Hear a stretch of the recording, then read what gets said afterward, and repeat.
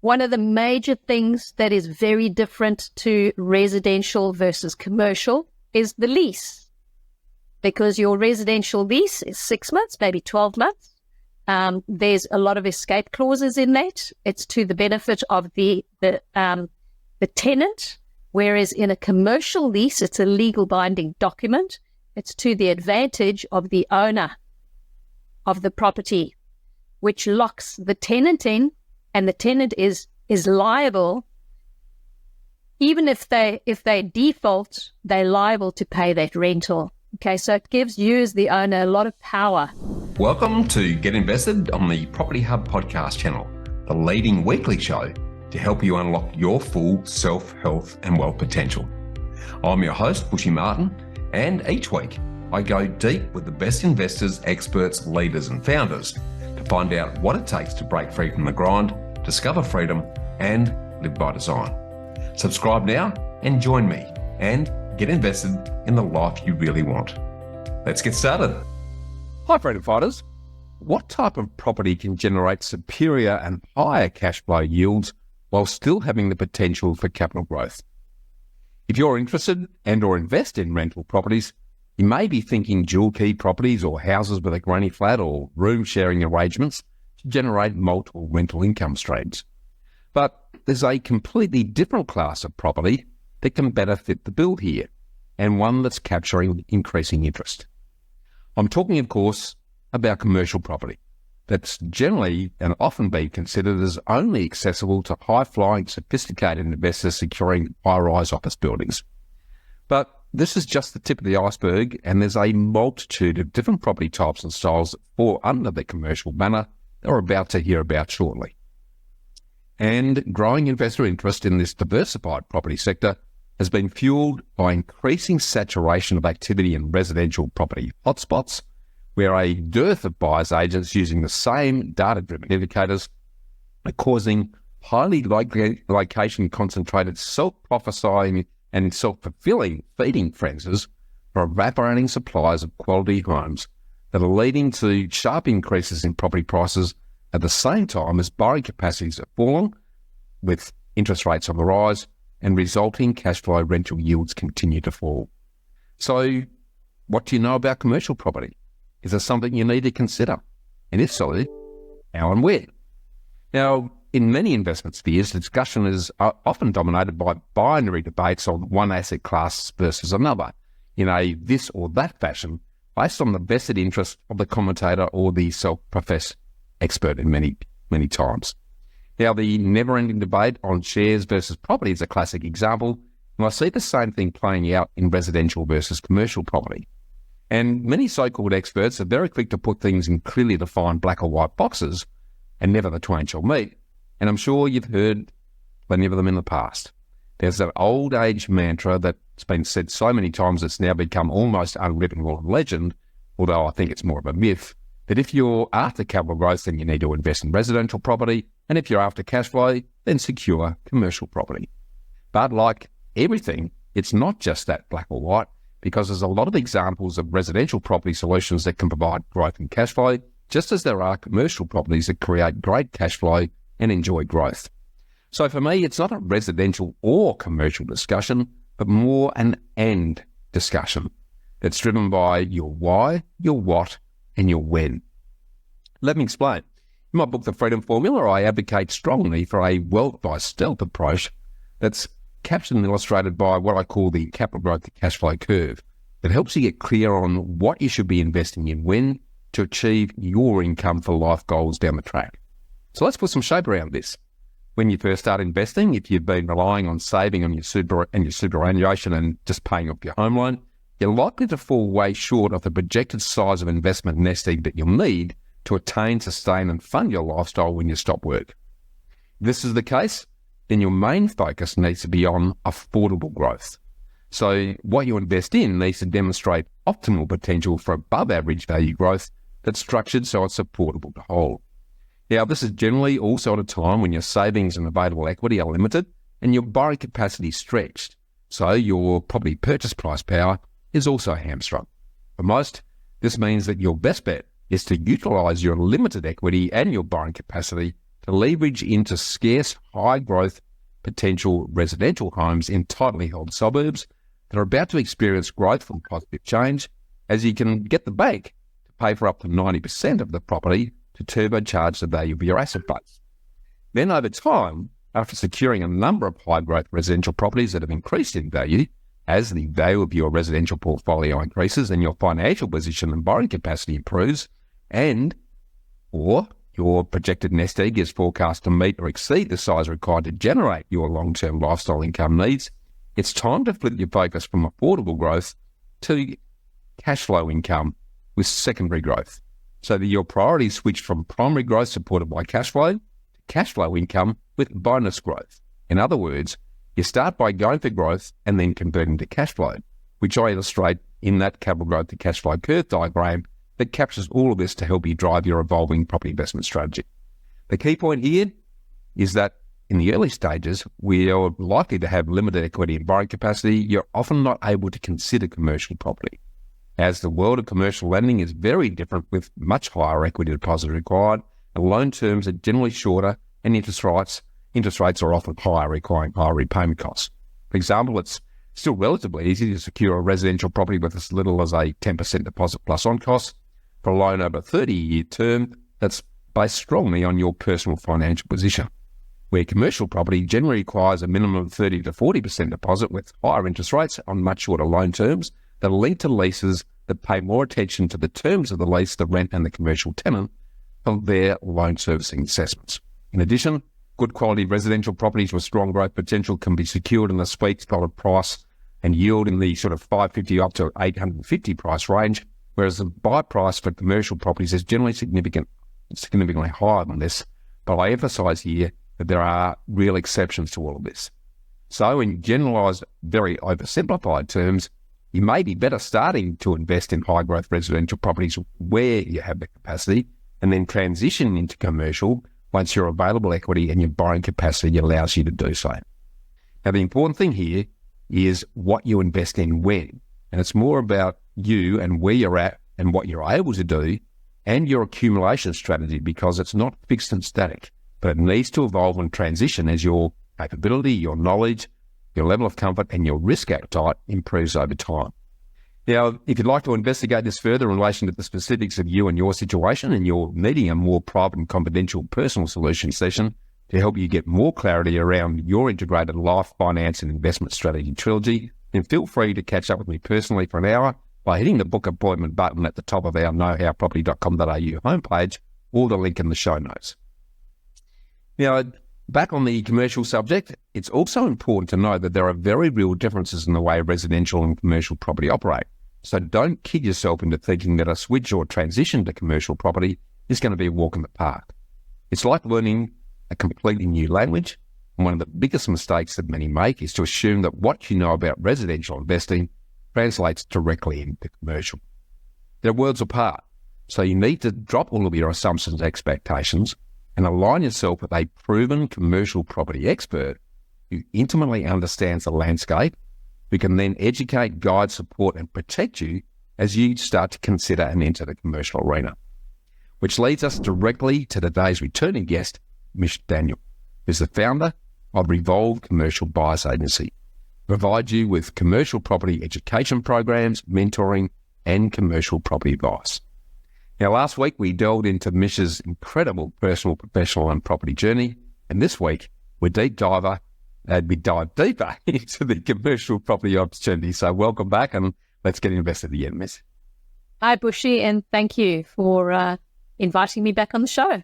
Yeah, I'm really looking forward to getting into this because, as I mentioned, there is increasing interest in the commercial arena, sometimes for the wrong reasons. So I'm hoping that today we're going to put some shape around that and provide them with the right way of starting to get into the commercial opportunity that presents themselves. And I guess before we get into that, I'll just get you to talk a little bit more about what Revolve Commercial and what you do and how you help investors in that regard. Okay, so Revolve Commercial, I guess the company was born out of a need. People were asking me how to assist them to buy commercial properties. They'd seen me replacing my income in just 1 year. And in fact, I doubled my income in just 1 year by purchasing 3 commercial properties. And you're 100% right. You do need to have more equity to put into the properties in order to do that. However, there are ways and means of doing that via skillful leveraging, etc. And I think our point of difference in Revolve Commercial is I'm incredibly passionate about working with people. So I'm passionate about my clients, and it's an absolute must for me to communicate and to speak to every single client that comes through the door. We do have that one-on-one relationship. We've got chat channels where I support my entire team. I steer them in the direction that the client needs to go to. And if I hear things kind of not going that direction, I'll jump in and you'll hear my voice because I'm going to be on that chat channel. That's probably the biggest difference with that. Yeah, love it. So it's a very hands-on approach given the wealth of experience that you bring to the table in the commercial arena. To sort of set the tone then and to sort of take a step back from the investor's perspective, what are some of the common mistakes that you see investors and property buyers making generally and then directly into the commercial space? Look, I think generally the biggest mistake is due diligence. Okay, people just don't understand what the 5 to 6 levels of due diligence are in absolute detail, particularly on commercial, on the commercial arena. One of the biggest mistakes that I've seen is people go out and they're chasing yield and they think, whoop, whoop, they've just found a property for 9%, yes! And they go and they buy that property and they come back to me and they say, look, Mish, we've got a 9% property, yay! And I look at it and I think, wow, well done, that's awesome. But do you realize that you've just overpaid by 20%? And they're like, no. Look, we do the maths. Here's the rental, there's the price, and it works out to 9%. And I say, yes. But what you haven't done is the market rental for that property. And what if your tenant leaves? Because when your tenant leaves, if you are paying above market rate, you have overspent for that property. And we do have some metrics that I can run through at a later stage that would be of interest if anybody wants to know about it.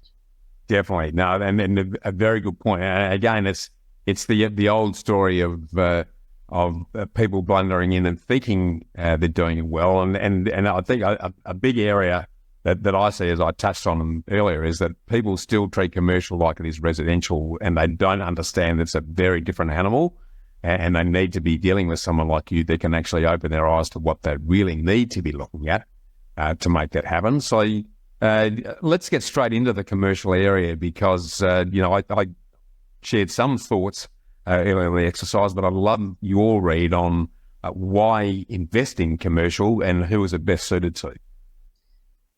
Okay, so why invest in commercial? I would say it's most definitely a long-term investment. So don't bother investing in commercial if you're not going to hold it for at least 10 years. That's my number one. All right. Difference, was your question difference between residential and commercial? Well, no, I'd rather focus on the commercial piece because, again, I really want for people to open their eyes to what's truly involved in the commercial arena and why they would invest in it and who's best suited to be able to take that opportunity. Okay, so when clients come through to me, one of the first questions that I'm going to be asking you is, have you invested in property before? What types of property have you invested in? So ideally, you want to have some runs on the board and you want to have some experience at investing in residential property for 2 reasons. Number one, it just gives you that little bit of an edge on how to get your feet wet a little bit, okay? Because as Bushy says, commercial is completely different. It might be bricks and mortar, but there's so many different nuances about commercial that are very different. If you've got experience in residential, it's going to give you a little bit of leverage in terms of lending to get into a commercial as well. So it shows 2 things. Number one, you might have a little bit of equity in those residentials. You can do drawdown.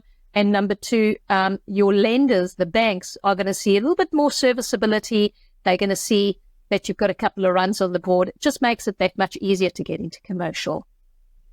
Love that. So, and now I wouldn't mind just drawing the distinctions, because we've mentioned them a couple of times, between commercial and residential. Can you sort of talk us through what they are, so that those that are coming in with that residential mindset are going to start thinking a little bit differently? Yeah, can you put some shape around that for us? Sure, absolutely. When you're buying a residential property, you're essentially going to an area and you're saying, hey, this area is gentrifying. I want to buy a property in that area. And you're going to be looking at the street, and you're going to be looking at the building and pest, street, environment, surrounds. When you're buying a commercial property, take that out of your mind completely. When you're buying a commercial property, we're chasing the numbers.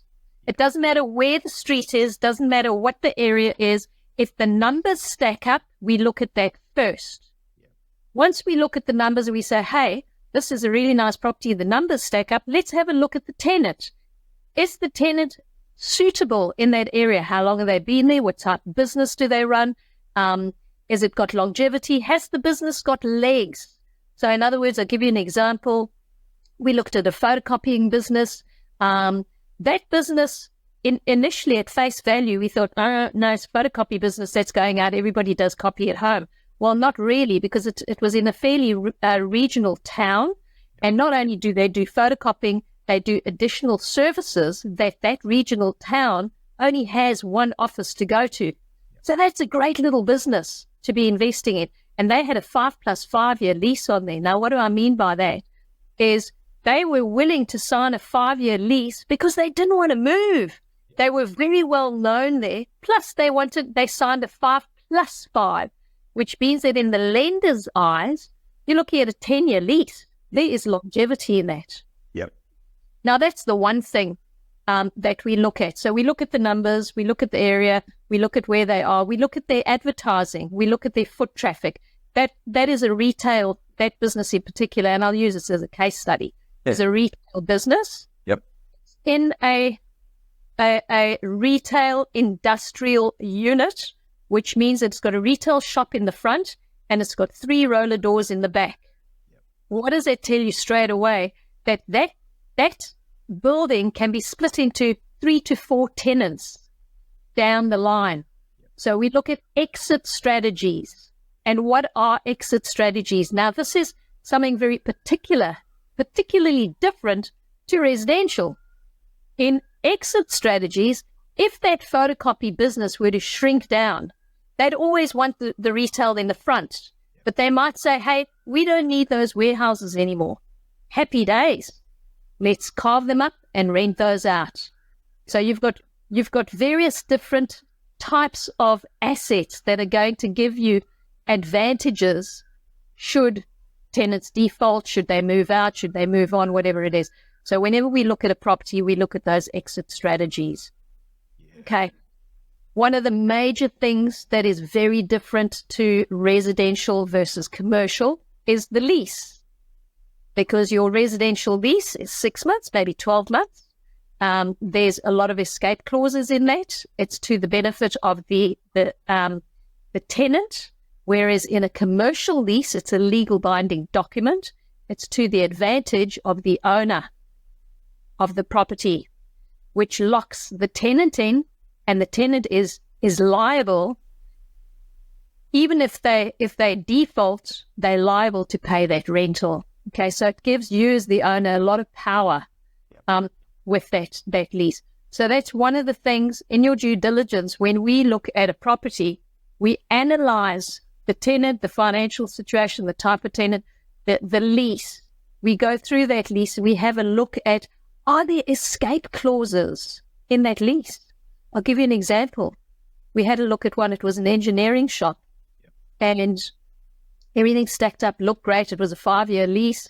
But in point 3, point 8, point 3, point 2, point 1 in the lease, there was a little line that said there that should the tenant choose to vacate, they give the owner 6 months vacation period.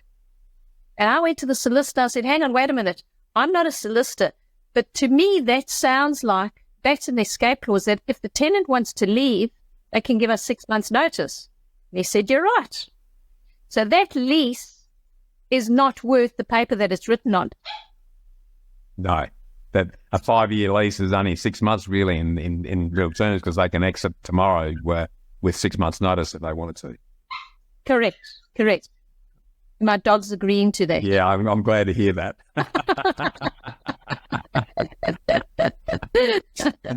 Now, that's a good one. There's bound to be others. Take us through some of the others then as well, in terms of those key differences that we need to understand.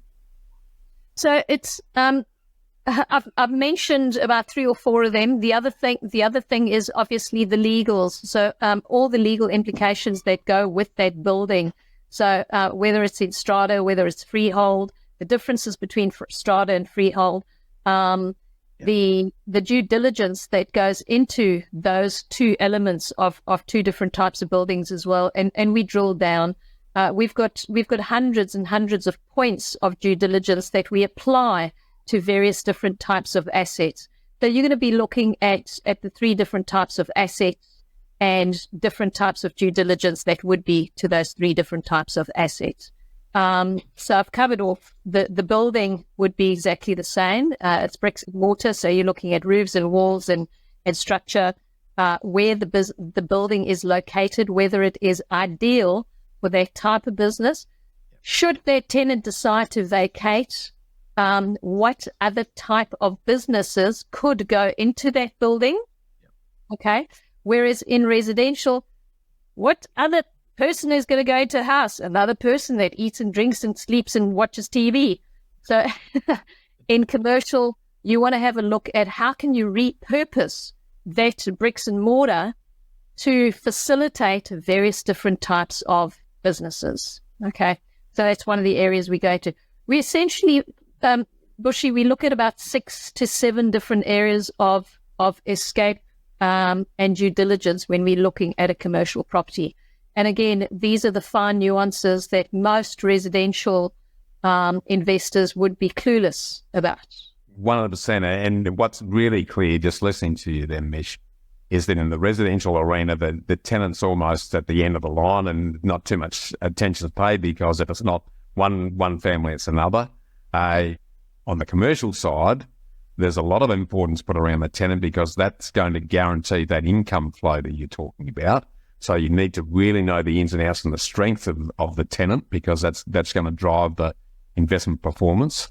But the building also needs to be flexible and adaptable enough to be applied to a whole array of different purposes, so that if that tenant does disappear, then you're not sitting there with a vacant property for an extensive period of time before you attract someone else in. So there's some pretty fundamental differences there. Let's switch now into the benefits, pros and cons of investing in commercial property then, just to put that squarely in our minds. Okay, so I guess what you're looking at in the pros is that, number one, you've got very long leases in comparison to a residential lease, as I mentioned, 6 months, 12 months. In commercial, you're looking at, in the retail sector, 3 to 5 years. In industrial is generally 5 to 10 years plus. We've seen leases that go up to 20 and 30 years. And then you've got the office commercial, which is the third sector, which varies between the 3 to 10, 20 years as well. So length of lease of that. There's your longevity, there's your capital growth and market growth. Now, there's a bit of a myth with regards market growth, because in residential, people say, oh, I'm buying in an area that's gentrifying. Commercial, you can't get that. Well, guess what, honey? I've got news for you. Whatever happens in residential happens in commercial. You know, in years gone by, there might be a 12-month delay, which was absolutely beautiful, because what we would do in commercial is we'd go and have a look at what areas are gentrifying in residential, and we know wherever there's people, there's business. All right? You need your butchers, bakers, barbers, hairdressers, dentists, medical centers. Wherever they are building, there's gentrification. You need that commercial aspect. So as the rate and the value of your residential properties are increasing, so is your commercial. However, you have market growth and you've got capital growth in commercial. And the beauty is, in commercial, your capital growth is what value you're adding to that building and your incremental increases, which is generally CPI or 4%. Right. Fun fact, we've just signed a lease with a 7% incremental increase. Wow. So you might be asking why. The rental was quite average deflated. The tenant that came in said, look, I want to stay here for a long time. I'm prepared to sign a 5-year lease, but give it to me at a low rental now, and I'll sign a 7-year incremental increase. What does that mean per year? We ran the maths, and that is exceptional growth over that period, and you cannot match it with market growth. Yeah, absolutely. It's interesting, because it's just prompted me. Years ago, I was a director on a community bank, and we had to have fit out a commercial tenancy. And because the bank was only just starting off in that area, we were able to negotiate with the landlord in such a way that it was below market rent when we started for the first couple of years to allow the business to get off the ground and start establishing itself. But over the 5-year term, which had a +5 on it as well, in that last 3 years, it was above market rental. So that at the end of the day, the landlord actually ended up in front, but it enabled the business in its very dangerous early stages to survive financially, because the last thing you want to do is scuttle a business before it gets started and then end up with a vacant building. So there's clearly a lot of versatility in the way that you negotiate the lease conditions for the benefit of both parties and try to come up with a win-win. Are there any others there that we haven't touched on, Mish? You've touched on the negotiation of the lease, and we do this on a daily basis, and it's a fantastic part of the business, because there's so many different ways to negotiate that lease. I have a lovely story. Again, I'm full of stories, so stop. Right. We love stories. Many. I was working with a client. Long story short, it was a $650,000 property we ended up buying for $400,000. I told him to go and walk the streets and find out. It was semi-vacant. It had 5 tenancies, two of which were vacant, and he had one exiting in the back. And he came back to me and he said, "Oh, Mish, there's doctors' rooms around the corner that would be interested, but it means that I'd have to invest in about $200,000 to $250,000." And I said to him, "Mate, if you don't do it, I will. Okay, I'll buy the property and I'll do that." Because I realized that with his capital investment, yes, he was buying a property for $400,000. He was putting $250,000 in it. It was a medical center. I helped him to negotiate. They came in at a market relative rental in medical. We added on his $250,000 on top of his rental, which beefed his rental up from, let's say it was 20 grand a year up to 30 grand a year. That property was reevaluated at 1.3 million after that was done. Okay. Now, can you do that in residential? No. And that is the difference of negotiating. That took 9 months. So he did sit with a vacant property. He wore it. There was a big risk. You were asking me about risk and reward. There was a massive risk that potentially couldn't go through or didn't go through. If it didn't, he'd have to find other tenants. But the reward is that tenacity of going back and driving and negotiating and renegotiating. That negotiation took 9 months. But what did it produce? A massive, massive value add to that property. Yeah, the ability to actually create and manufacture equity is clearly a lot higher in that space. And then there's the obvious things that most people know about, and that is that the tenant pays for most of the on costs versus residential, so that's immediately contributing to better yield from a landlord perspective. There's also the obvious exercises of the business, because that's their pride of place. If they're operating from there, they're more likely to look after it, because it's a visual indicator of how strong the business is. So that there's probably much more care from the tenant perspective. I'd love to flip now into some of the risks, because we've touched on it, but with all great rewards, there's always an element of risk. Can you sort of draw attention to some of the key ones that, newbies into the commercial arena need to be aware of? Look, I think the biggest risk that everybody thinks of is vacancy. So when buying a commercial property, and that is exactly why we drill down into the tenant and we drill down into the lease and we drill down into the surrounding. One of the reports that we do automatically is a vacancy report. So we'll do the vacancy rate of that area, of that type of business and that type of asset. What we also do is a commercial market analysis to see how long that property has been vacant, if there are other vacancies, how long they've been vacant for. So there are a lot of reports in the background that we do. So vacancy is probably your biggest risk with regards to that. Currently, I would say people are very concerned about the interest rates, and you touched on it a little bit earlier, where in residential, your interest rates are probably slightly less than what they are in commercial. And when I say slightly less, I'm talking about probably 0.5%. Okay. More. That's a lot sharper than it used to be. Yep.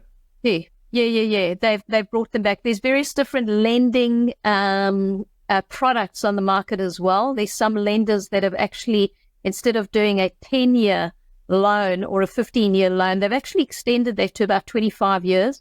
Okay. And what it does is it's bringing your lending rate down slightly. In the times that we're in at the moment, they've brought this in. There are various different lenders, like I say, that are doing that. What you really, your biggest risk is your tenant, effectively. The assets themselves, and again, I'm going to take it back to due diligence. If you're not doing the correct due diligence, this is where you're going to get caught with your pants down. You got to make sure that that asset is 100% fail safe, and looking into all of these various different areas and options. Whereas in residential, you don't really need to do that. You've got a building, you've got tenants, you've got people that need a place to live, and there they go. The good thing about that is, again, there are various different areas where there's a drive for what is happening in the area that is driving the commercial sector. And we look into what is that driver in that area. And is it going to facilitate a retail, an industrial, or an office, or a blend of all three of those? So, those are the risks. No, that's good. That covers off on most of that. Something that I again touched on in the introduction were the differences in the financing, the cash flow, and the cost parameters. Can you put a little bit more shape around that for those that might be going, this commercial thing sounds pretty interesting? Can you sort of draw attention to some of the structural differences in that so that people got a better understand? Structural finance, I'll talk about both of them, okay, in structural as well as financial. Now, often in residential, you're going to be buying residential properties and putting them in your own name. And happy days. That's fairly normal, fail safe, no problem. When you're going into a commercial property, now, just as a little sidebar, I'm not a licensed financial advisor. I don't give financial advice. However, I can tell you that what most of my clients do is when buying a commercial asset, you put it into a company and a trust. All right. Why do we do that? Is because we want to be 100% asset protected. Now, the risks of that is, should something happen at that commercial property, you do have insurance because you've got structure insurance and your tenant has content insurance. Should something untoward happen and you get sued, you don't want to be sued personally. It goes into the entity. Okay.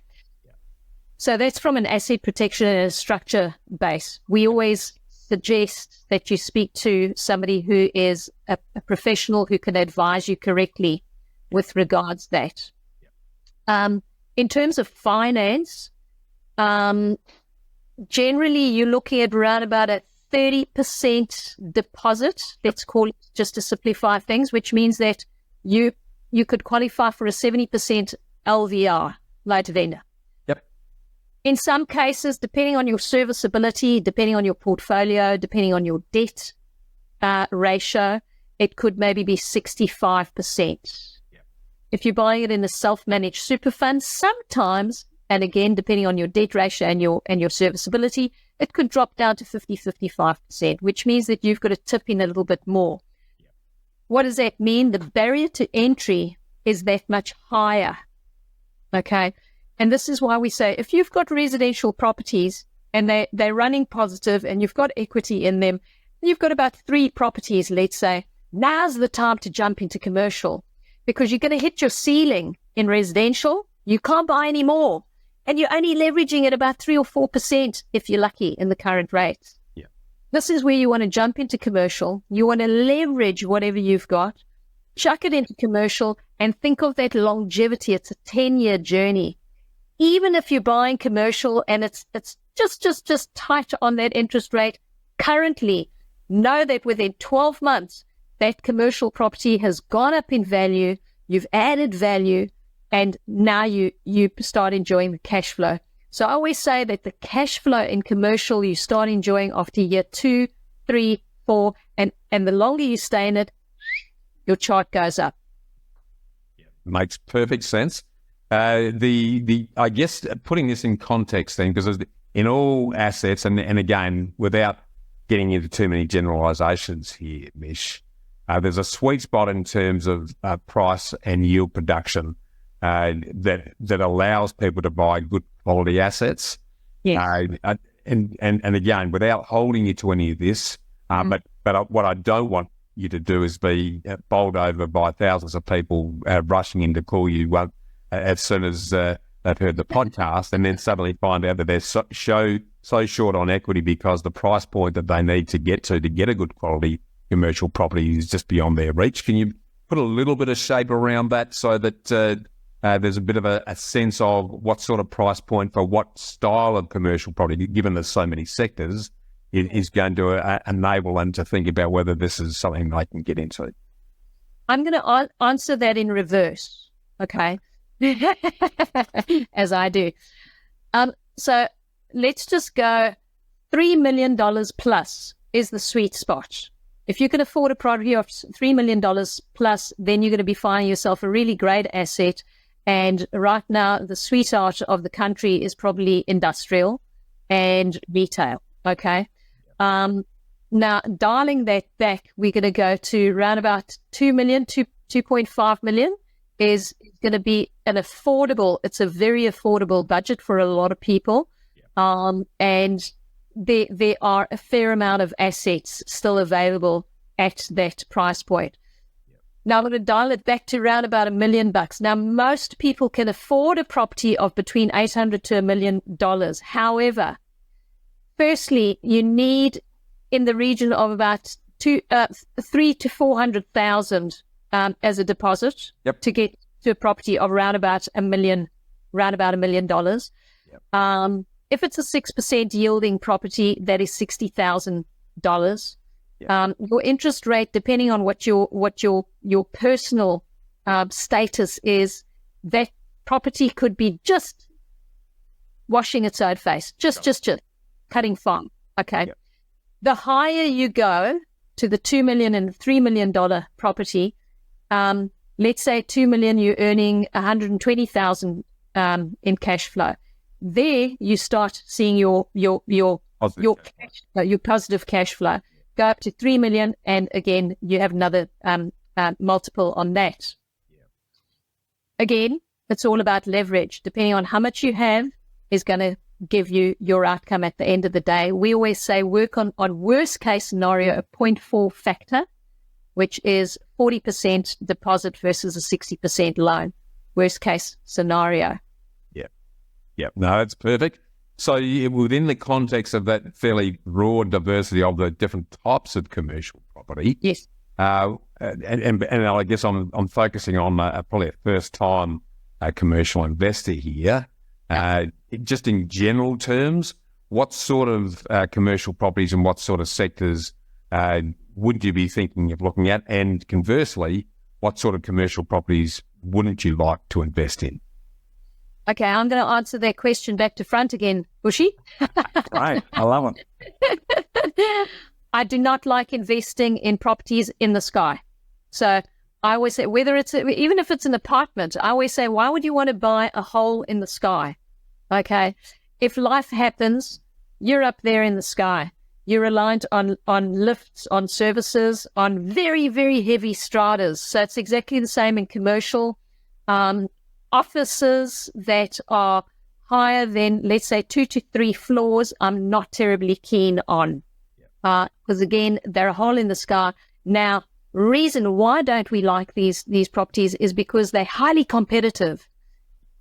Think about it. If you're in an office, what do you have? You have a couple of desks and chairs and office furniture. If there's a cheaper property 3 floors down and your tenant's coming to the end and they're looking around, they're saying, hang on, I'm paying 100 grand over here. I could be paying 80 grand just 2 floors down. How easy is it for them to move down?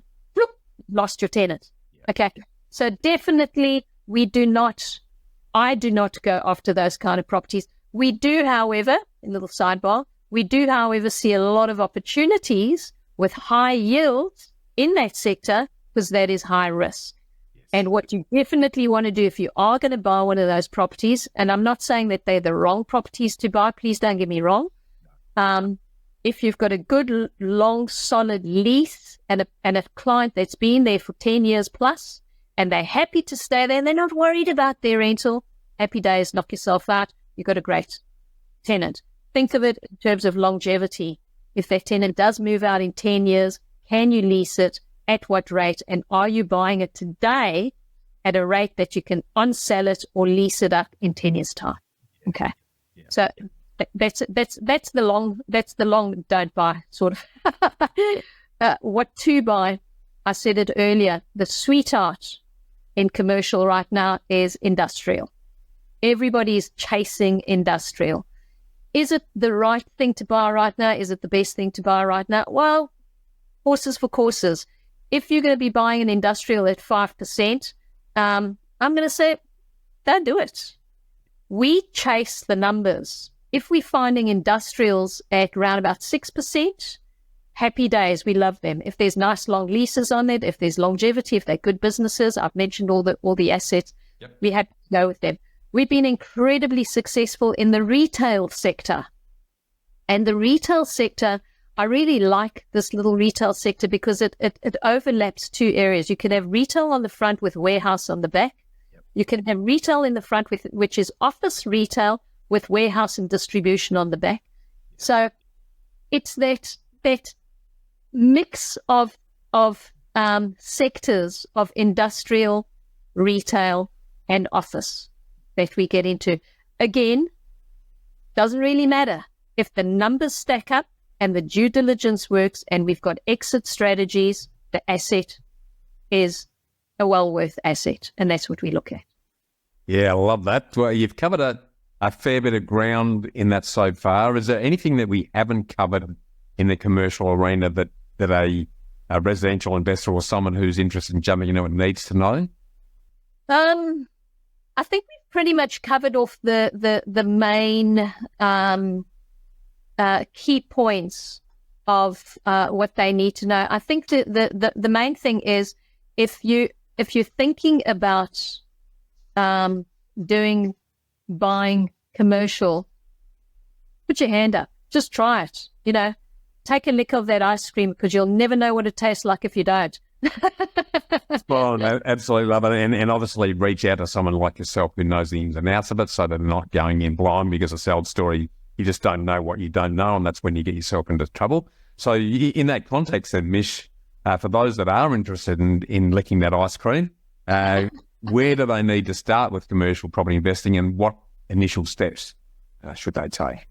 Look, I think the first thing to do is to reach out to us. We take you through a journey, and the journey is having a look at your entire portfolio, helping you out, and putting you in the right direction. We offer a multitude of services.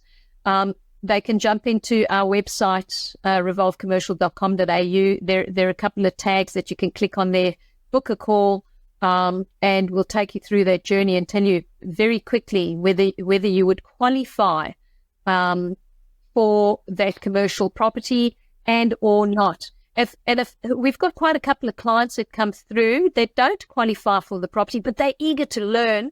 And I always say to them, jump onto the education, start learning with the education, get all the free stuff.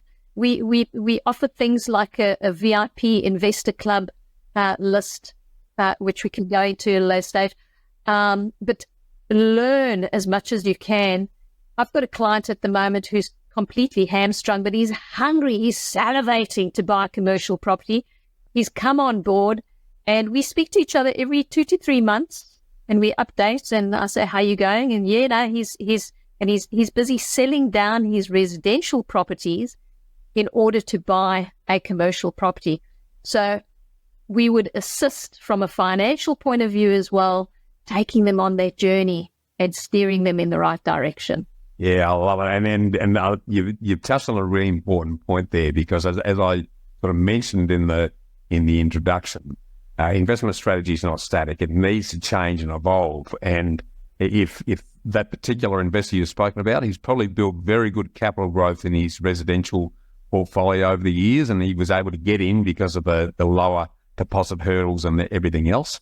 But now he's got the advantage, and he's probably approaching the stage where he's getting into the cash flow replacement income side of his equation to be able to free up time so that he can do less work.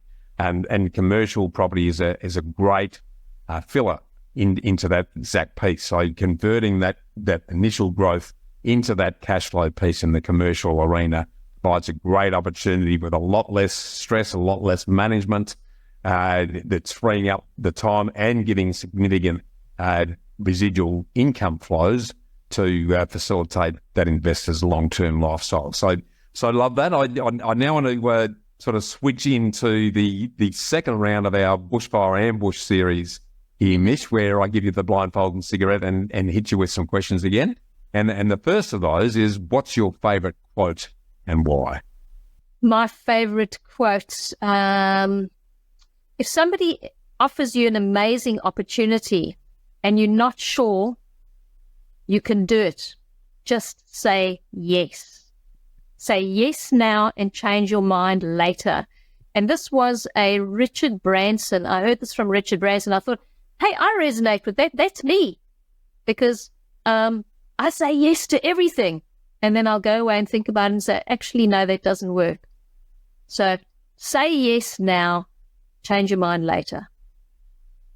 Beautifully said, because if you say yes, you can learn all about it and then be more informed how to make a qualified yes or no down the track. But if you say no straight up front, you're never going to learn or even have the opportunity. So I love that. The opportunities. Yep. Exactly. Now, I want to switch into the literary field for a moment. I know you're writing a book, so we'll get you back when that hits that stands to deep dive on that one. But in the meantime, what's the top book that you recommend we read and why? Look, I have to say it's depending on where you are in your journey. My go-to is always Live with Passion, Tony Robbins, for a number of reasons, as I mentioned before. He's a motivator, and if you really want to get off your chair, stand up and reach for the stars, just read 2 chapters. That's all, just get started. Start somewhere. Start now. Start today. Love it. Love it. Now, I want to switch back into the investment arena for a second and think back on what's the worst and the best piece of investment advice that you've ever received today, Mish. The worst piece of advice is sell because of capital gains. I had somebody say to me, capital gains is going to get you. Sell before you get caught by capital gains. It was the worst advice ever. I sold my best asset. I was very young. And my best advice is keep, collect, accumulate, leverage, and do it again. Keep your properties for as long as you can. Leverage as hard as you can. Work those properties to the bone.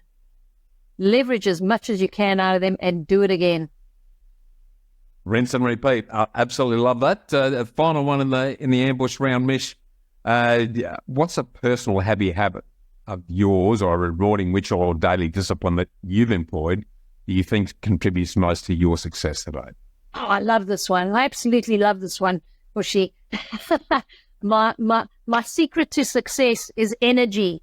So I wake up very early in the morning and I go running, I go cycling, or I go walking with the dog. I plug my ears with really good content, constantly learning about various different areas of life.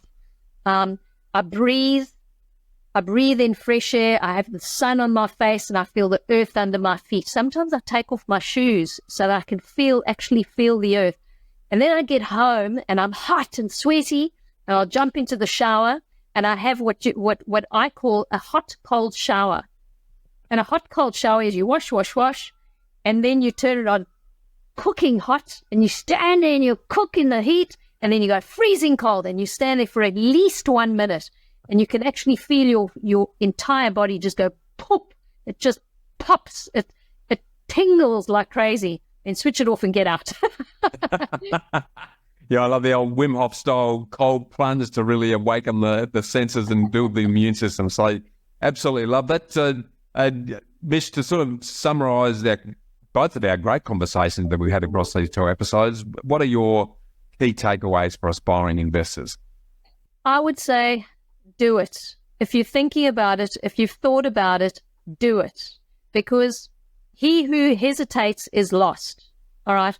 And it's like I said before, those opportunities come over, and every single day that ticks over, you are missing out on opportunities. I have been dealing with clients that have been sitting on the platform for a year, and we've been giving them opportunities and they haven't taken them.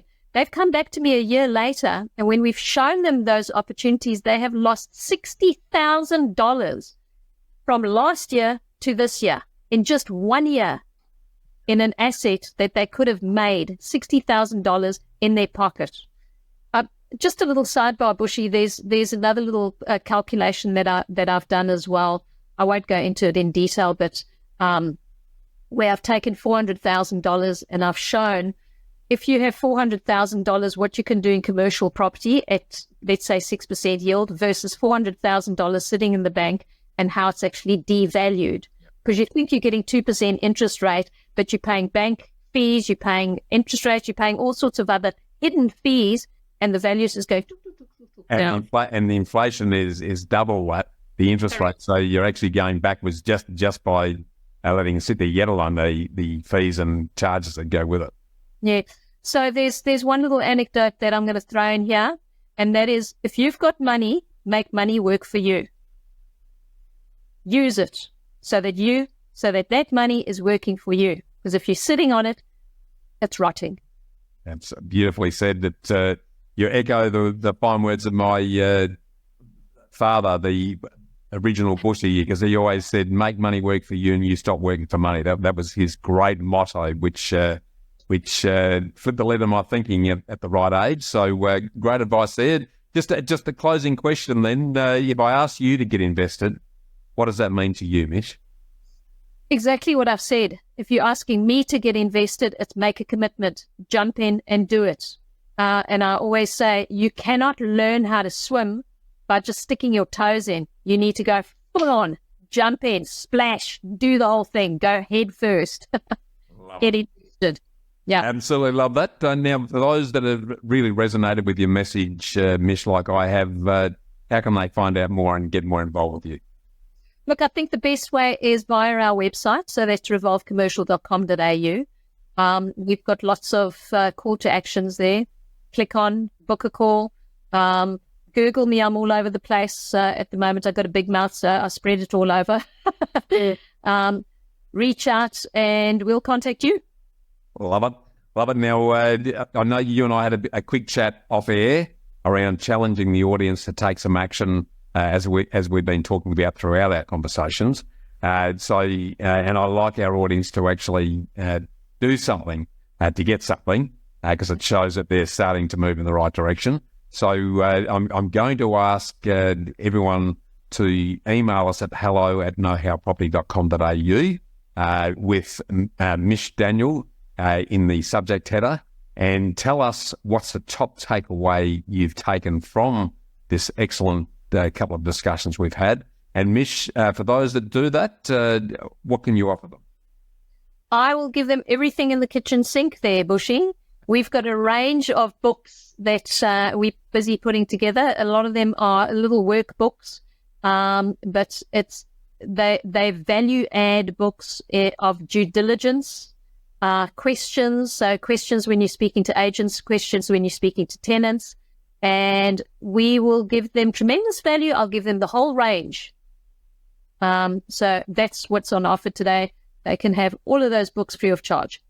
Love it. A very generous offer. And for those that are seriously thinking about educating themselves on the benefits and merits of commercial property, that's a great place to start. So I really appreciate that. And as we bring things to an end for another great episode, Mish, I want to thank you for taking the time to open our eyes to the significant commercial property opportunities in front of us, together with all of the learnings from our property journey over the last couple of episodes. So before we close, I just need to ask everyone listening a big favour. It's only going to take a couple of seconds of your time, because currently about 68% of you that watch the Property Hub podcast don't subscribe.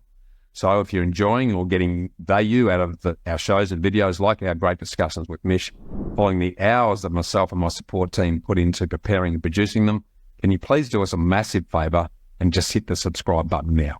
It helps the Property Hub channel more than you know, and I promise you, the bigger the channel gets, the better the guests are going to get, and the better your investment learnings and your results are going to be.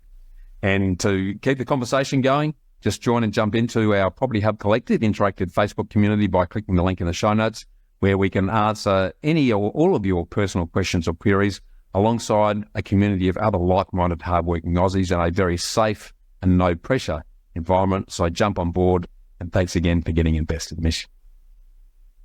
Thank you, Bushy. It's always a pleasure chatting. Thanks for tuning in to Get Invested on the Property Hub podcast channel, your home for property investment insights and inspiration. And don't leave yet until you've taken the next step towards living by design by getting my award-winning book, Get Invested, absolutely free when you sign up at knowhowproperty.com.au or bushymartin.com.au. And finally, make sure you subscribe to Property Hub to get your weekly dose of Get Invested inspiration, along with every episode of Realty Talk, Australia's leading property show for red-hot property investing news and insights, direct from industry leaders and influencers. Remember to always get invested in your knowledge, and I look forward to seeing you next time.